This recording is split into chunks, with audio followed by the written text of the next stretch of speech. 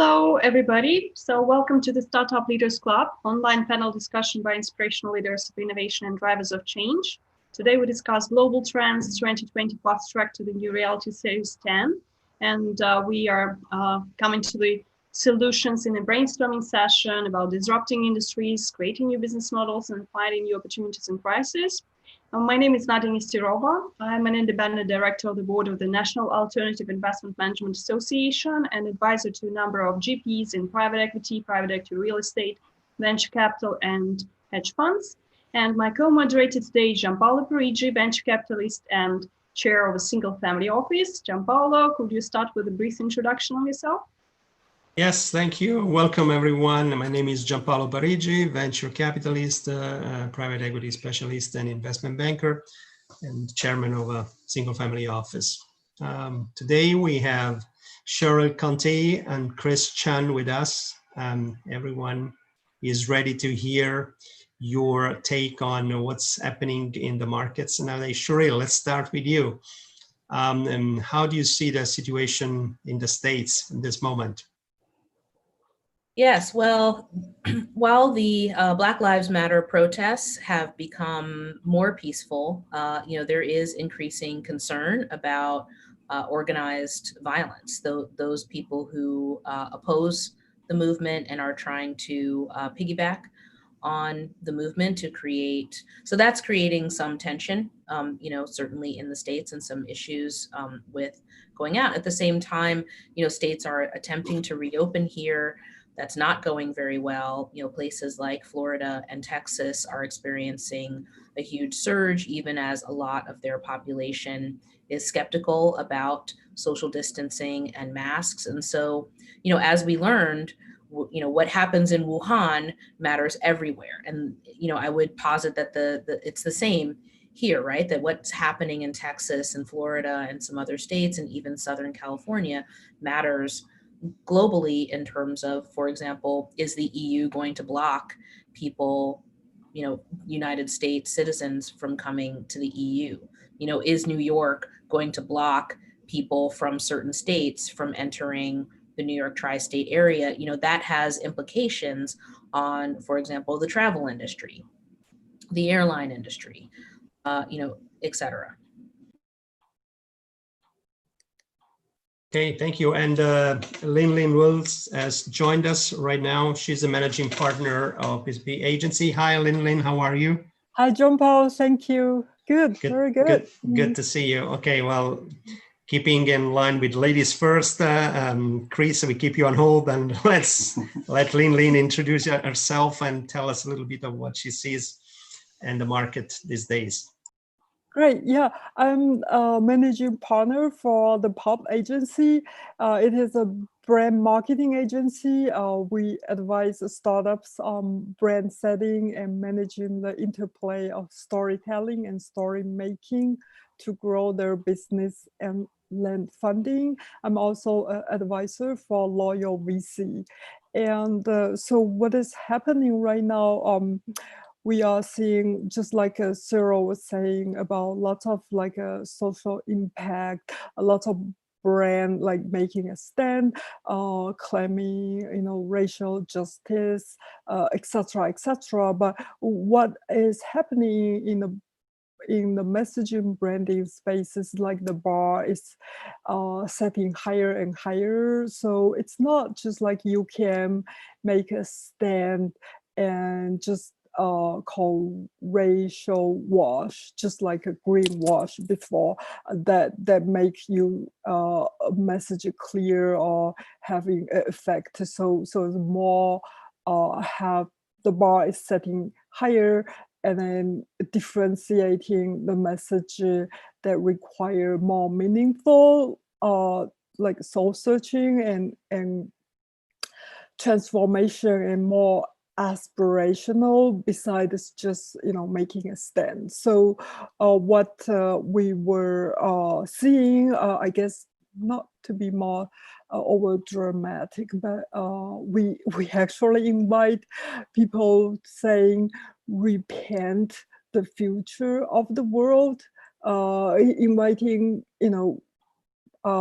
startups and as well as our internal colleagues to do reimaginings more like futuristic. To say this is for the past 3 months our brain is like a rock, and now we are a stage more like a sponge that we went through this called liminal space, that where is what has been and then what will be, and we are in the crust of, like, say, the dome of the future per se. I mean, there's no clearly a boundary like evening and morning, but we are envisioning that we are very close to this dome of the future, and so that's kind of we've been doing that per se in our business segment. Yeah. And I think that sorry, this is just something we think about again was when we envision it's evolve, like the future picture. Key point was like reorganize the process could be like low context. The delivery, whatever the product we can deliver to make it low context, and then also employee like planning to be like work from home in a long term. So it's kind of impacting a way like what kind of employee that really can handle that, and then so it requires more like engaging employees and more capable employees, and thinking of like training and institutionalize the company knowledge. That says kind of called linchpin test, that where some employee might be just went off or take a vacation, but someone have to be able to have that redundancy of the knowledge. So that's something going on. Thank you, Lindin. And James, could you also introduce yourself? You're muted. I'm much more effective muted. That's for sure. So I think this is my fourth call with you guys, panel. So it's interesting. And I see several friends on as well, so that's good. Yeah, we have a good club. Club, yeah. So anyway, so my name is Giampaolo. I'm a computational neuroscientist by trade. By avocation, I'm a professor and therefore an educator. And for the last many years, many, as you can see, I've been working on how you use the technology that we're using today to educate people. And that's, and in particular, not only Zoom, but sort of more complicated technology like simulation-based, game-based learning, which since 1999, I've been doing with a whole pile of children, some of them in the screenshot behind me. We have about, in a site called Yville, we have about 8.5 million kids at this point who have registered for the site over 21 years, and we're very actively involved with them. In fact, earlier this week, we had a wonderful session with another panel member who came in to Yville to do what we call a Greek theater Meet the Influencers session, in which Cheryl came in and talked about her experience as an entrepreneur and as someone running a company, as well as her experience as an African-American woman in the tech world. And she hung out with our kids for 45 minutes or almost an hour talking to them, and it was great. And they're still sending me messages back saying how much they enjoyed that. So anyway, that's sort of, I try to make the introduction a little different every time, just so that you guys don't get bored. But anyway, there's the introduction. Yeah, sure. And what's at the top of your agenda? So you mentioned one of the recent events you've enjoyed with Cheryl Conti we have on our panel today as well. So what's also in your agenda as the vital themes you would like to address with your community? And maybe we can also help you to promote that with our community. Well, with respect to your community, there's an enormous amount of money currently going into online learning. And the question is how smart that is and what is it that's being done, and how effective is that investment going to be in terms of really, making change is the way it's always been described. But I think the better way to describe it now is providing function, because all over the world, schools and teachers, professors, kindergarten teachers have been forced basically to start to develop hybrid learning models that involve, distance learning as well as, we hope in the fall, we don't know, maybe some return to face-to-face learning. Now that's happening in Germany. It's not likely to happen in the United States.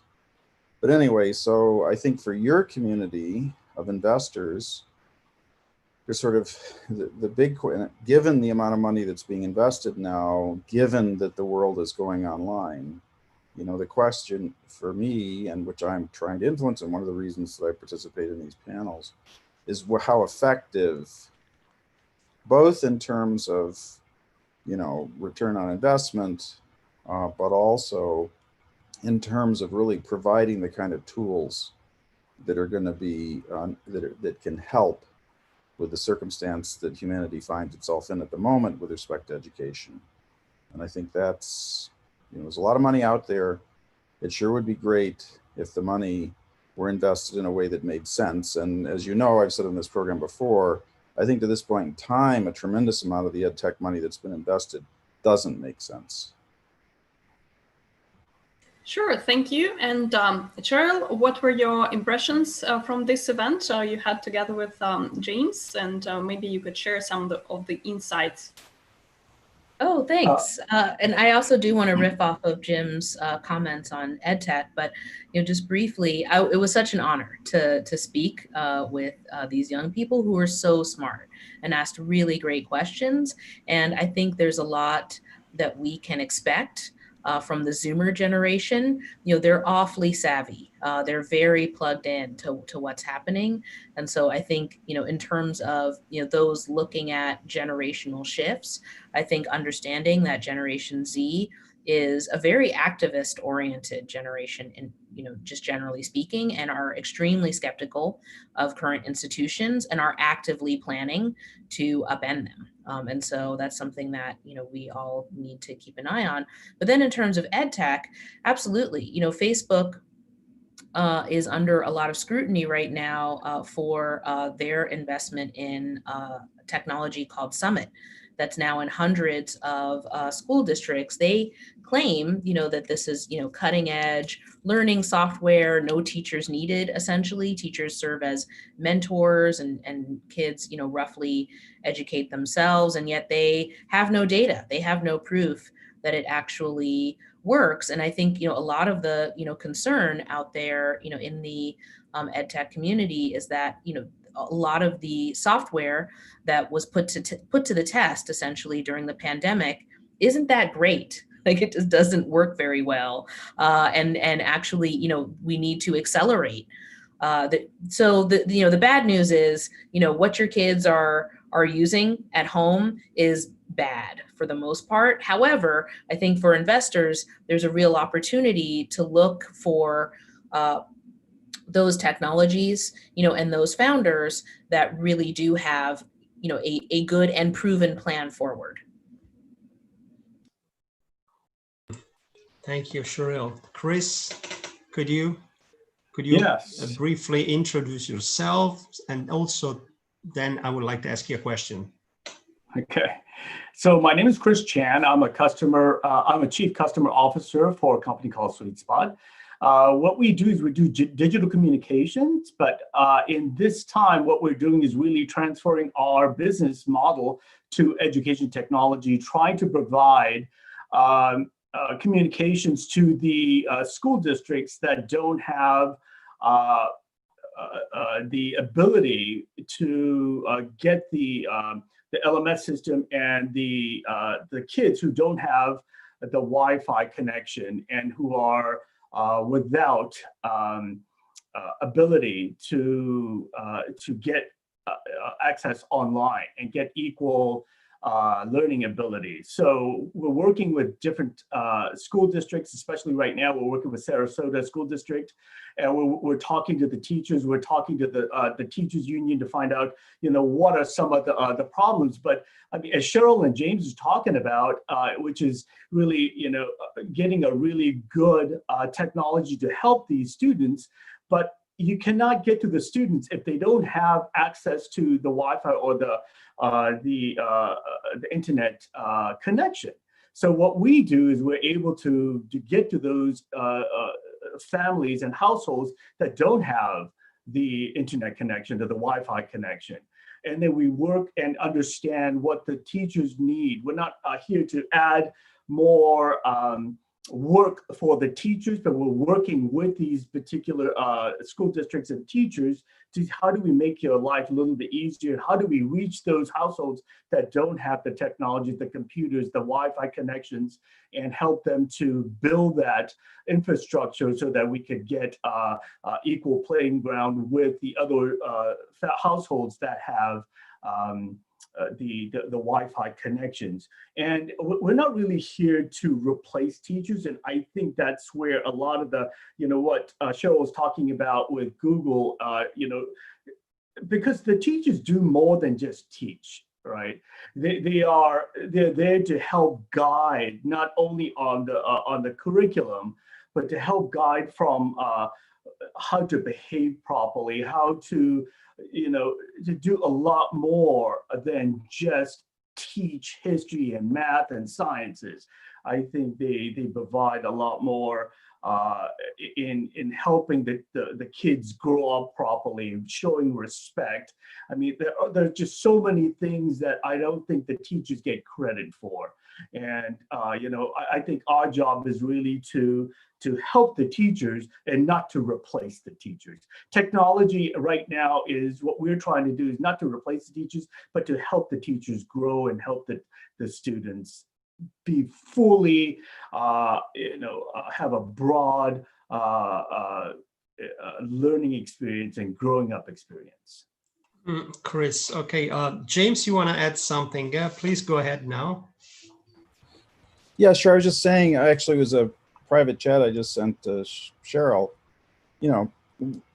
We had an hour-long conversation about a race in a virtual world, okay, that was respectful, smart, engaged. Not everyone had the same opinion, but it was a real conversation. And it was, like I said, respectful and educational. Okay, how rare is that on the internet? So I want to link back to what Chris said.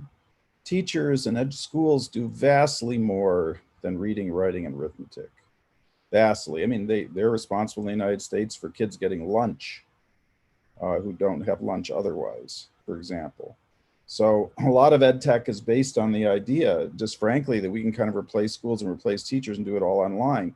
That is so ridiculous that if anyone pitches you as a VC that they have a solution that gets rid of teachers in schools, I just get up and walk out of the room because it's ridiculous. Okay. And the point, to link back to what I talked about with respect to the race conversation, a huge amount of what teachers do is teach kids how to manage communities and how to behave in communities. Okay. And one of the big problems with a lot of the technology that's out there is that there's no part of community management involved.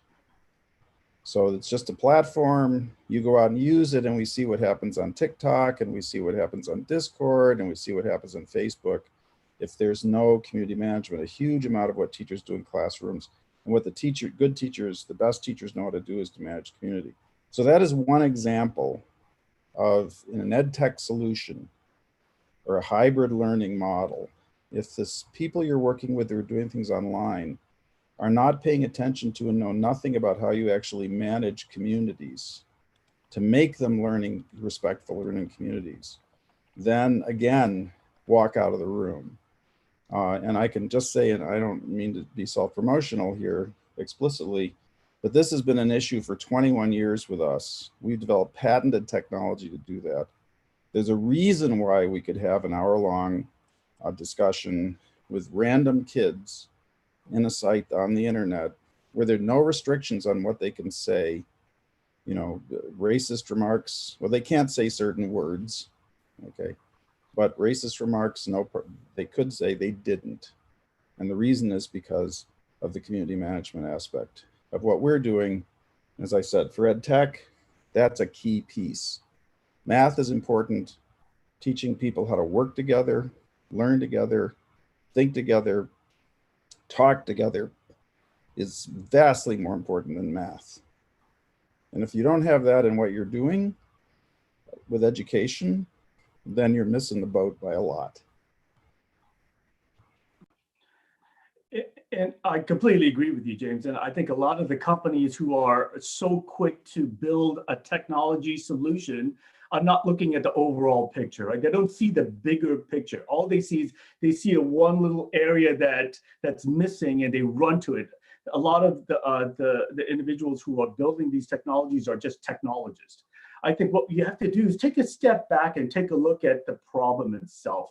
Take a look and see how it encompasses just more than that one little narrow niche that you're trying to fill, right? And they're looking at things like, okay, how do we transfer the data from one place to another? And they try to fill that little niche without really understanding what the impact of doing that particular technology solution is. What we've been really trying to do is to talk to the parents, the teachers, the school district, the teachers unions. You know, what do they do? How are they doing it? What's effective? What's not working? And then look at the solution that's going to be helpful for all. Not just, you know, I just want to get one data from one place to another and not look at it from a technologist, but an overall solution.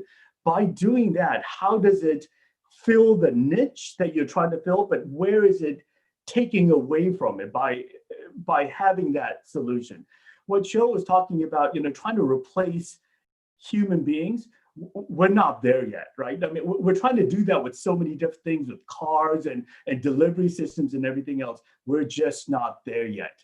And I don't think we can replace people, because I think we provide more than just that end-to-end solution that connects certain things, but I think the teachers provide a lot more, and the teachers just don't get that that credit that they really should be providing, because they provide a lot more moral compass and just so many more things.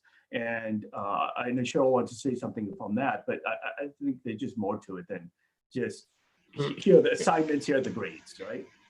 Chris, along these lines, seen as teachers really are entrusted with our future assets, you know, the next generations, and they're not even compensated adequately. And I think this is common for sure throughout the Western Hemisphere.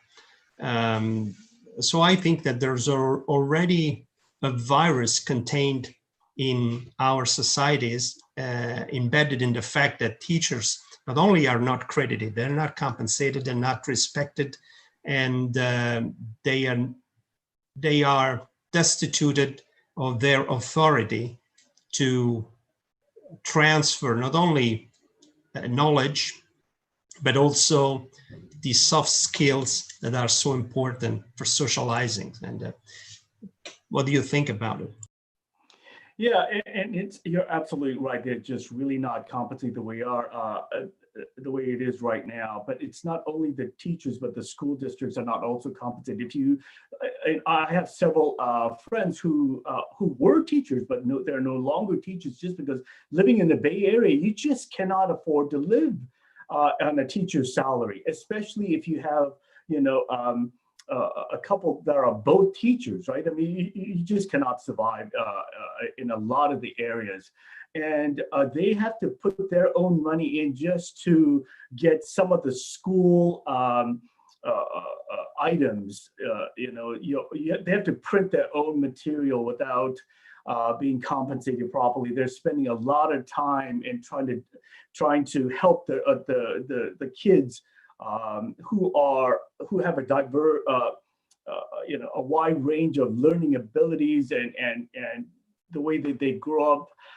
And in some school districts, they have some areas that are, you know, a lot more technology savvy. They have a lot more technology support versus areas that are not.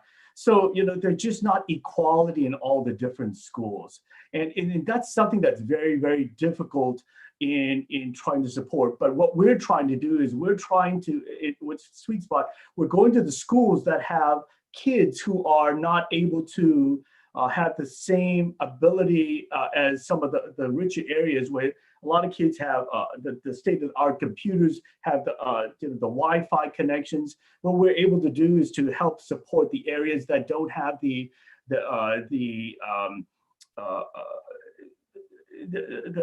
wealth or the money to be able to support that and really to use some of the foundations to really get the money to help in those particular areas.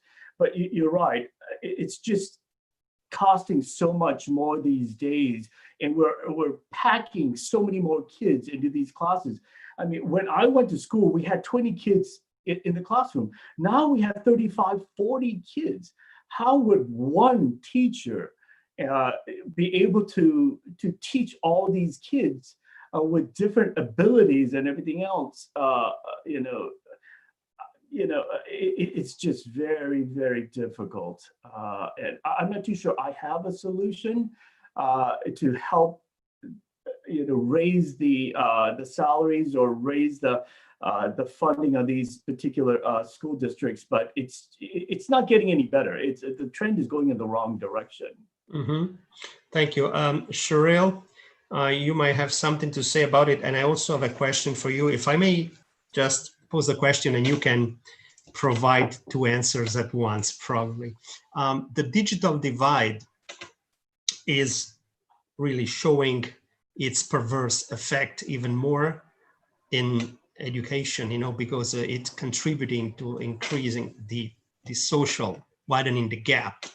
And what could be done to address that and to tackle this issue? And also, please feel free to address also what you wanted to say with regards to Chris. Absolutely. Thanks, Giampaolo, for the opportunity. Well, part of the issue here in the United States, and I've worked actually, on this, with our team with an initiative called US Ignite, which is trying to create, greater access to higher speed internet across the country. But America has, some of the slowest speeds in the world at some of the highest prices. And certainly, there has been inadequate government support for, higher speed internet that is, accessible, to as many citizens as possible. I mean, when you look at Singapore, right? I mean, how many times have they wired the whole island, the entire island for high speed internet, and we're not even close to that. So I do think that there is an infrastructure issue here, just a fundamental infrastructure issue that needs to be addressed and at a macro level, and pressure, on some of the big providers like Verizon and AT&T to actually get their act together here.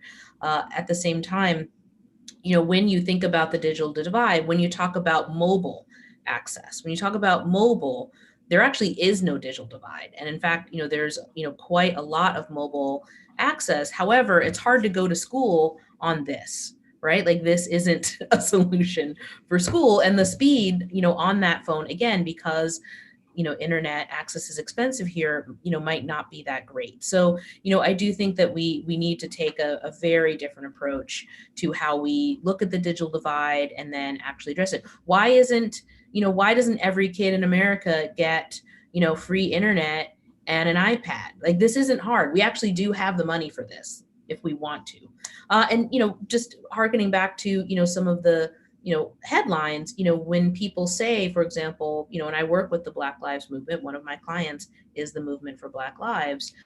When they say defund the police, they're not necessarily saying, no police, but, the United States spends way more than any other nation on military and police. Just here in San Jose, when the San Jose school district decided to end their contract with the San Jose police officers, their police officers in the school, it immediately closed a budget gap for them. If we actually start to take a different priority with our budgets and, approach policing in a more community-based way and actually invest more in education, that's when we can see a transformation in our society. And again, there are business opportunities, I think, there. Now, look, then zooming back out, and responding to Jim and Chris, both of my parents were educators.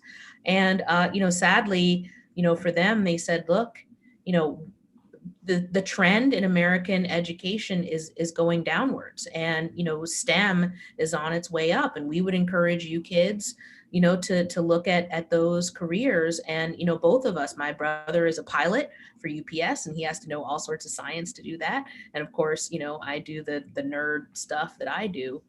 So, but that's sad, right? There are two teachers right there, and kids of teachers who, were taken out of the system. So, but to, Jim's point in particular, again, zooming out, community management is not just a problem in edtech, it's a problem right now for technology as a whole. And, the challenge is that a lot of the tech that we're using were made by technologists who are better at talking to computers than to people. And the magic of social media and today's technologies is that they really bring people together. However, the lack of investment in community management and people management, has brought some of the new social ills that we're seeing. So, some of you may have heard of the #Stop Hate for Profit movement that's happening right now. It's being led by the Anti-Defamation League, Color of Change, the NAACP. Those latter two have been clients of mine, and the leaders are friends.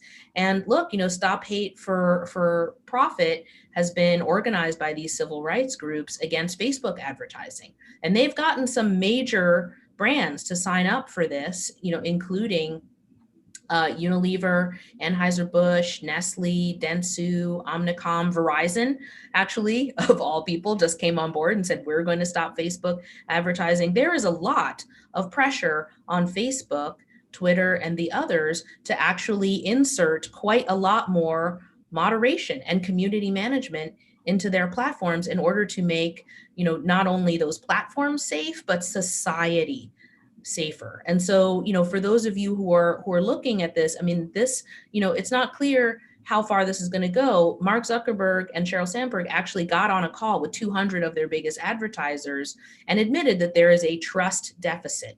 That's what we're facing, is that there is a trust deficit in not just in Facebook, Twitter, TikTok, et cetera, but also in our government, right? Where people don't trust what the government is saying, with the police, with their schools. This is a societal wide, a civilizational challenge that we need to meet in this time, because we are a social species. Just as we're saying there's no school without teachers and without human role models and people to teach your children how to, collaborate and adapt to rules. Similarly, we need that community and people management deeply invested in order, for us to move forward, given how important we see technology is to all of our lives.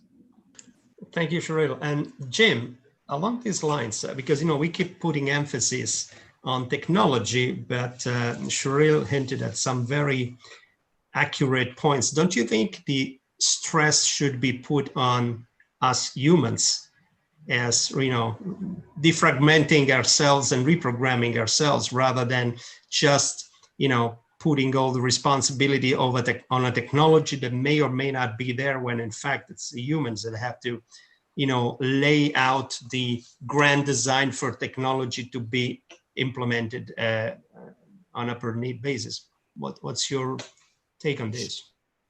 Sure, I agree. And the the point that Cheryl made, and it's a little bit, you have to be careful saying these things because it's not everything is always true. But generally speaking, in my experience, it is the case that the people that build this technology are not particularly socially adept. And I don't mean to be mean to them. It's just they tend not to be. They also tend not to be, and again, you have to be careful about these things, but they tend not to be particularly diverse in their experience. And that experience, cultural, racial, whatever, they're not either. So it isn't particularly surprising the technology they build doesn't have those pieces, okay? And however, to be effective, especially in learning and education, those are the pieces you need. Also, another aspect of this is the people that build this technology love technology. And they don't, and they have, you can bet that they have, they have an Apple Watch and they have the latest software and they have the biggest machine they can get and they have the best internet connection they can get. That is not the world. And that is not most of the United States. So again, if you're an investor and someone comes to you and says, look, I've got this spectacular virtual space where you can do all this wonderful things in education, if you're an investor, you have to ask the question, is this going to scale? And even from an ROI point of view, okay, am I going to make money off of this? And if you're relying on selling something to 1%, it's not the same thing as selling something good to 99%. So when we launched Yville in 1999, our specific objective was to require nothing more than a 56K baud modem, which you can't even buy anymore, and nothing more than a browser. And I spent the first, 5, 8, 9, 10 years of speaking in conferences on edtech, where people were showing me all this fancy stuff. And I would say it's irrelevant because, if you're working in schools and you're actually working with the majority of humans, you're not going to be able to rely on them having the latest graphics card or high-speed internet. Last point, sort of interesting.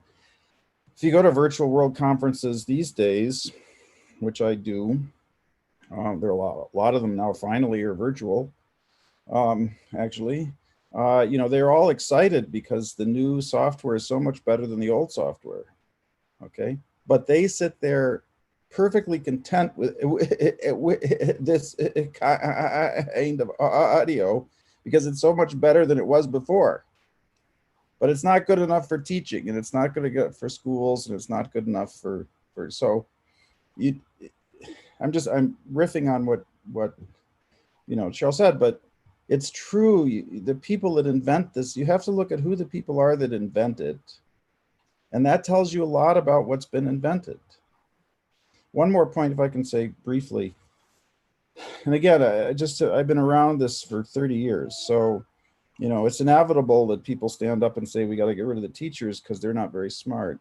My question I always ask to business people is, imagine all of your employees worked for half of what they probably should be paid. They're 100% committed to your product, so much so that they spend 15% of their own income on getting your product right. Okay? What would you do to have employees like that? Those are the employees in the school system.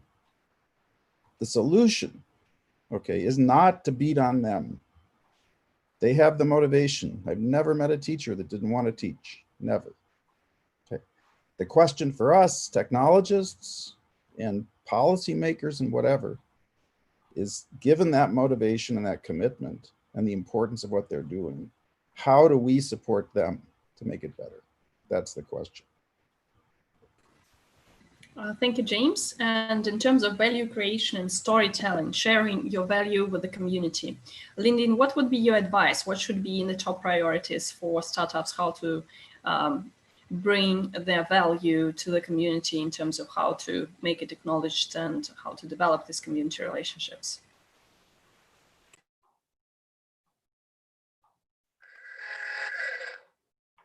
So, thank you, Nadia.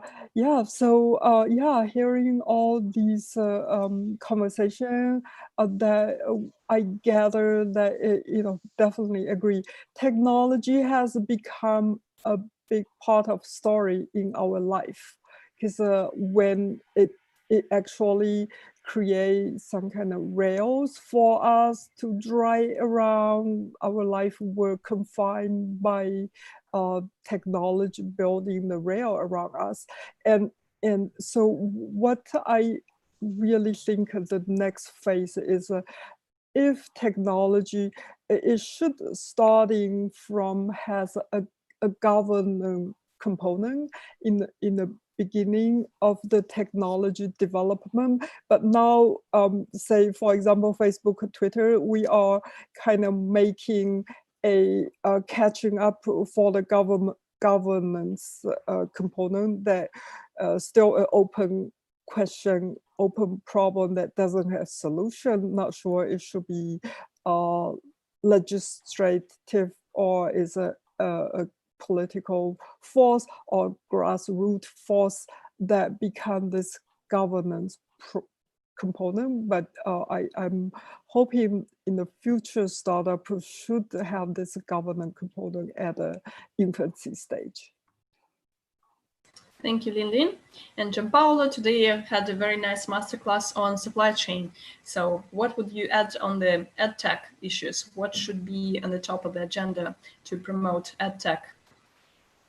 Well, as I say, I think it's a strategic multi-pronged approach. Definitely, if we take a look at technology, there is an issue, not only in the United States, also in parts of Europe, in the European Union, we've been complaining because pockets of students have been left outside of the grid. Of course, they don't have access to high-speed internet, and this is one item that for sure in the European Union will be tackled pretty quickly. It's easier because of, say, more compact dimensions of the average country, but this is one aspect. The second one is the content that needs to be delivered, because the content that we have today, for the most part, is not designed to be delivered digitally. It's designed to be delivered factually in a physical classroom. And you all know very well that transferring information into a different medium requires some caution, attention, and teachers, for the most part, may not be trained even to do that yet. So there's also a need for, I would say, repurposing the teachers and help them to cope with technology. Again, on meager salaries, it's difficult that the teacher will do that on their own, because obviously it's beyond the possibility. So they need to be assisted and sponsored in this effort. And then I think there's an important aspect, which is a social, which is underlying, and there's a baseline aspect, a platform, if you will, because I think also we need as a society to ask ourselves what we want from our schools, what we want our school system to be like, what we want our future assets of a nation to be like. And I think already at the first level, parents and families in general have been ignoring the issues, safe coming back with the helicopter parenting attitude, which is another excess. So we've gone from one extreme to the other. I think the virtue lies somewhere in the middle. Parents have to be more focused as to what needs to happen for their kids to be properly educated, and not only from a materialistic point of view, but also, as Chris pointed out, from, I would say, a holistic perspective. So I think I see the convergence of different elements for a perfect storm, but I think there's also a lot of opportunities there for countries to evolve and take a giant leap further and forward. This is what I see. Yeah, it's very interesting about what Giampaolo just said, is because, and also what Cheryl's also saying about Singapore having that high-speed connection all over the island. That was majority of that was supported by the government, so they were able to do that. And granted, Singapore is a very small island, and it's very easy to do that. In speaking with a lot of the mobile providers, they know that there are a lot of patches of area around United States that's just not covered by high-speed connection through the mobile service. And we were asking them, what do we need to do to get those so that we can provide this connection to a lot of the school districts and a lot of the homes that don't have that connection. They know what they need to do, but what they're telling us is that there's just no money in it to go and set up towers along this area where there might be just a few homes there or a few pockets of homes there. So that's not really their main focus or where they want to invest. So there's just no money in it for them. So it's coming slowly. But to get back to Giampaolo, as far as the learning curve is concerned, there are I have my kids who are taking biotech and chemistry, a few things where there are labs where the kids actually need to be physically touching, handling, and doing things you just cannot do in a technology arena. It's just not doable, and we have to figure out. I think technology is going there, and it will eventually get there. But because of COVID-19, we're just kind of forced to jump into this technology when the cycle is not up to where it needs to be. So basically, the technology is not there, the infrastructure is not there, the learning is not there, the teachers are not quite there to do that. So we're just forced to do something in a very quick way versus a gradual technology slowly working with the evolution of education. We're just forced to do something that we're just not ready for it. So it's a little bit difficult that we're trying to fit in where we can. Let's not forget that there was not capital even for preparing a vaccine for things like COVID. I think a lot of things will change as a result of what we're going through. I think investors will orientate themselves to important aspects of society, healthcare, of course, being the primary, and possibly, hopefully, also education will benefit from this. James, you also wanted to comment? Sure. So this is a much, much longer conversation than we can have here. But I've also been involved for many years from kindergarten through college and graduate school, thinking about how we actually do technical education, for example, in biology. And in fact, people often talk about content, right? And then in labs often are set up so that, students actually do stuff that's kind of like what you do as a research scientist. And the more you get into college, the more it's like that. That's really not the right way to do biology education.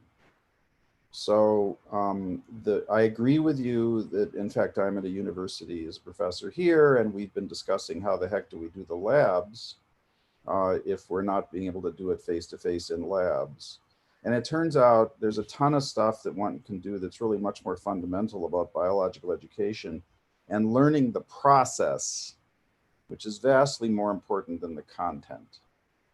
Okay, learning the process that you can do without actually having kids go in and mix up chemicals that they don't know much about and, get a result that the professor actually predetermines the result, by telling them ahead of time what the results should be, right? And then carefully designing the lab class so that they don't possibly get any other result. That's nothing like science. So there's a longer conversation here. And in fact, a lot of what Yville is about is doing what we call stealth education, but really giving kids an understanding of the process in science. Because it turns out if you have the process, you can get the content. But you can get the content without the process, and then really you have nothing, to quote Socrates. Okay, so there's a longer conversation here about, and the fun, the interesting, the silver lining here, and it's a big one, is that it's more apparent to everybody, you know, how the educational system is failing. And it's more apparent to everyone how the social system is failing. It's more apparent to everyone how the healthcare, and I'm talking about the United States especially, but how the healthcare system is failing. It's more apparent to everyone how the political system is failing. So the very good news about this virus is that, you know, heads are coming out of the sand. And that you know, you see that in the Black Lives movement. You know, someone was saying the other day, the reason the response has been so strong in these demonstrations is that people actually had a minute to stop and think. A huge amount of our lives doesn't involve stopping and thinking, but if you're at home and you're actually thinking about things and can really spend some time thinking, and then you see the images and you hear the conversation, all of a sudden you decide, hey, wait a minute, maybe I should do something. Okay, so this is a stop and think moment. And, you know, we need the thinking now, and we can do a lot. I mean, you know, last thing my kids, the millions of kids on Yville, the thousands I interact with all the time, we're all bemoaning the fact that they live in such terrible times. And I said, you know, you're unbelievably fortunate. Most of human existence is sort of plodding along, right? We are no longer in plodding along mode. I said, you will have stories to tell your grandchildren about this, what it was like to be in COVID-19. And the sad thing is that their response is, why do you think I would want to have children?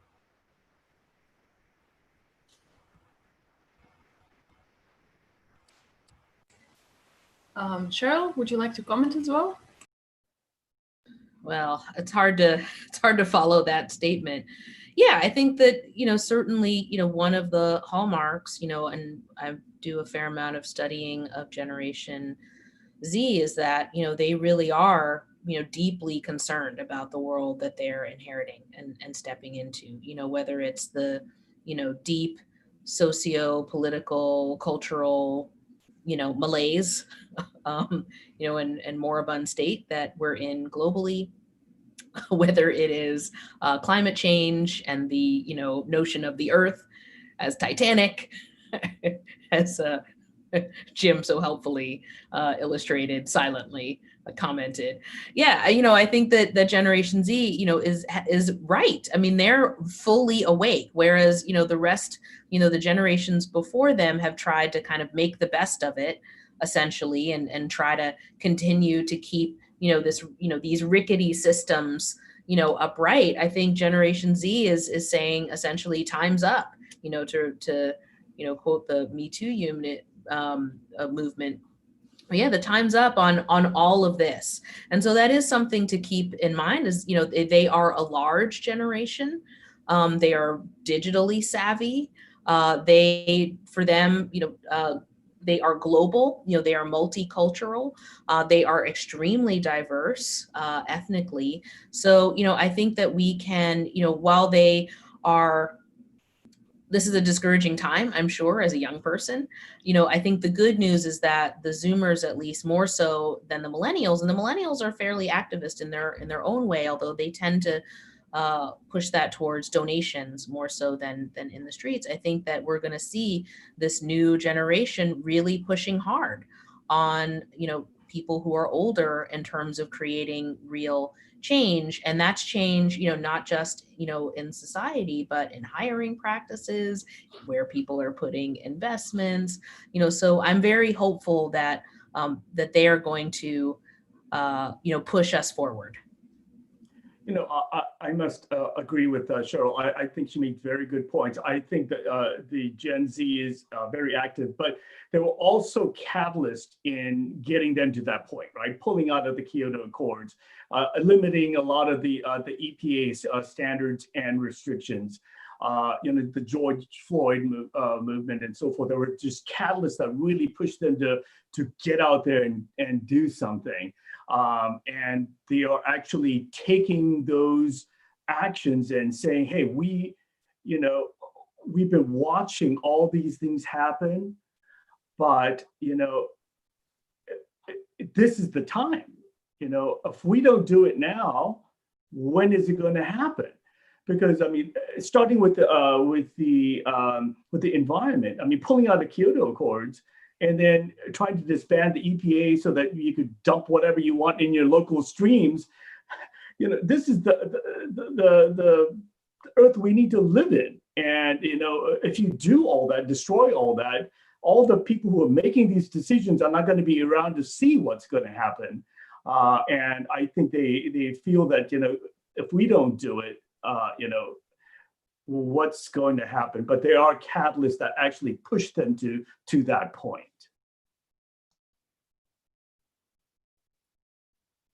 Thank you. And James, your final word? Go. More than one word. Okay, great. Thank you.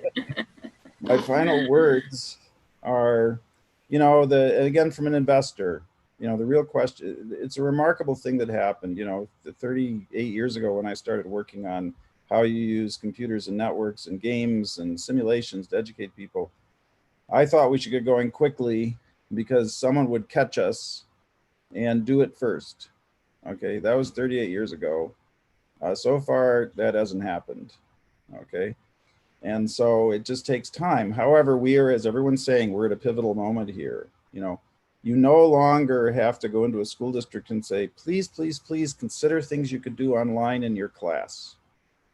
Okay, you don't have to beg the principal of the school board to consider that. They are desperate. But as I said before, success, even from a financial point of view and an investment point of view, has to do with figuring out how to solve the problem they have now where they are.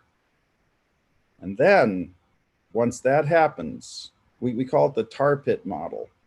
Stick your toe in, it's warmer and happier than where you are now.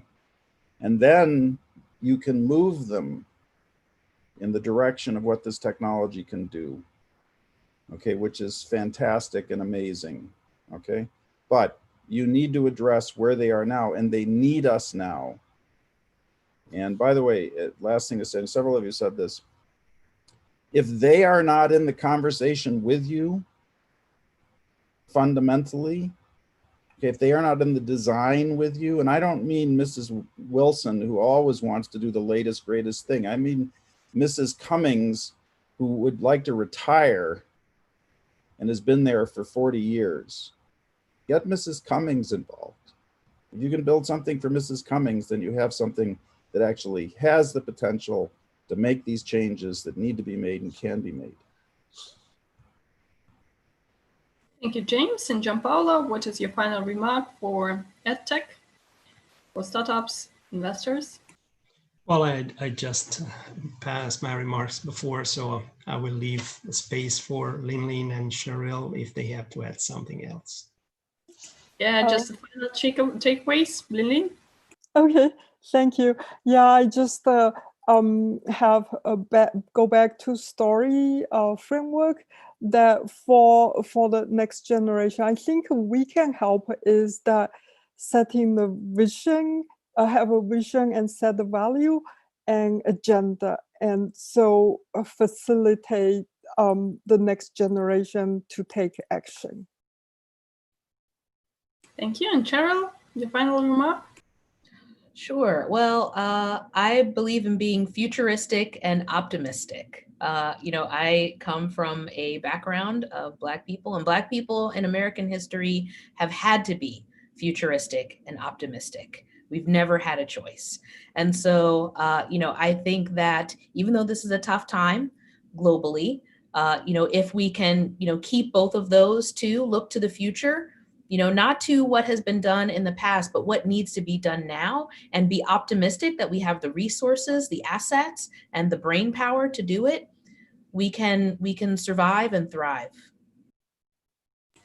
Thank you so much to all. So here we finalize our session for today. Startup Leaders Club, we always welcome you to join. And also our pitch competitions, roadshows, fireside chats, keynotes, and masterclasses.